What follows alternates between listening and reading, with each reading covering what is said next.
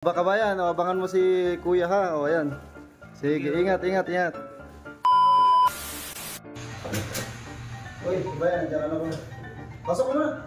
Napaaga nga ng dating itong isa sa mga volunteer driver ni Mamang Guard. Sana all. Kakauwi ko lang kasi galing trabaho, kaya ito, nag-aayos muna ako at nagre-repack ng mga pre-food na ipamimigay ko. Medyo marami nga ang naka-schedule ngayon at lalong-lalo na meron tayong madideliveran. Kaya tinanong ko si Kabayan baka pwede dalawa yung madeliveran niyang kababayan na hindi makalabas.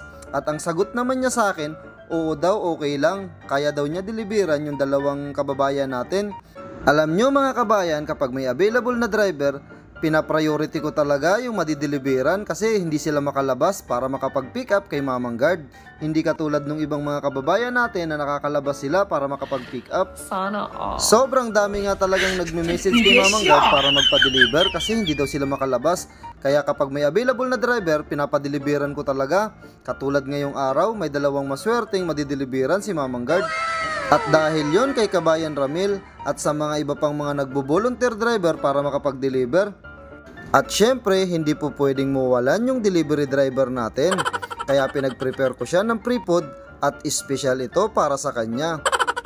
At katulad nga ng lagi kong sinasabi, hindi ko man kayo mabayaran sa cash or pera. Ang importante, mabigyan ko kayo ng pre-food. Sana all. At sa ganung paraan, makabawi man lang si Mamang Guard sa effort na binibigay ninyo at sa pagtulong nyo sa advokasya ni Mamang Guard. Kaya sobra ako nagpapasalamat sa mga driver natin. O eto kabayan, ito yung deliver mo. Ayan, D1. Bali 3 plastic siya. Tapos may kasamang diaper. Ayan yung diaper. Ayan. O abangan mo si Kabayan ha, na magde-deliver sa iyo. Ito siya si Kabayan siya ay magde-deliver. Kung pahirapan ha, abangan mo siya para mabilis kang makita yung location mo. Ito. On the way na nga yung driver natin papunta sa location ni Kabayan. Sa Musripa nga pala yung location ng delivery ni Kabayan. Ito kasing receiver sa Musripa, ito yung may diaper kasi may baby boy daw si Kabayan. Gusto ko ngang makasama sa delivery para makita ko yung baby boy ni Kabayan. Kaso busy talaga si Mamang Guard, hindi uubra sa oras ko. Kaya sabi ko kay Kabayan driver, i-video na lang niya yung location ng receiver. At least kahit papano, para na rin nakapunta si Mamang Guard sa location ninyo. Kaya sa mga magpapadeliver dyan, huwag niyong papahirapan yung mga volunteer driver natin pag hinatiran kayo. Hello po. Video daw ako sa Ito na po siya. Salamat po, Mamang Guard. Salamat po. Yung diaper. Sabi din ni Mamang Guard mag-selfie daw. Okay.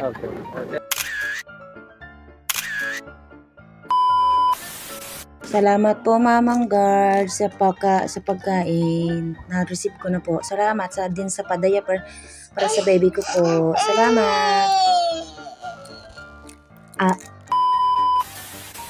Kabayan, ito napapadeliver ko na yung pre-food mo.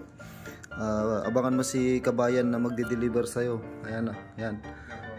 Huwag mo siyang pahirapan pa hanapin yung location mo ha. I-chat mo rin siya kaagad.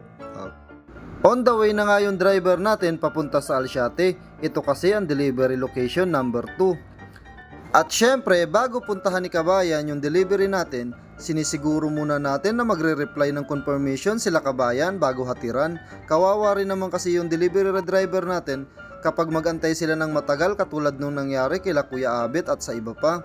Meron kasi tayong ibang mga kababayan na expected na nila na may delivery silang darating galing kay Mamang Guard. Ang problema, hindi nila sinasagot yung tawag, yung minsan naman nakatulog or ano pang dahilan.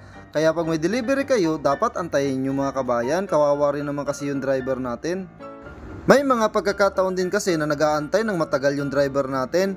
At yung iba naman naliligaw sila, paikot-ikot sila sa location. Kaya ang ginagawa ni Mamang Guard, nagpapasend ako ng picture ng gate ng mga dideliveran. At syempre, expected na ninyo mga kabayan na may delivery kayo galing kay Mamang Guard. Abangan na po ninyo yung driver natin para hindi siya mahirapan kung sakali man na dumating siya dyan sa location nyo. Nandito na siya.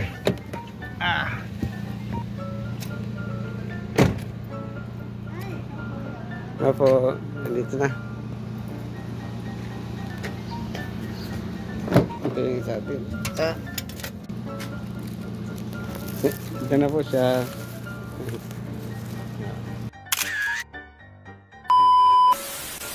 Hello po, Mamang Bard. Good afternoon.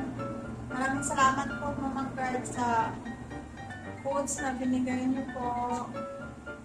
God bless you po. Thank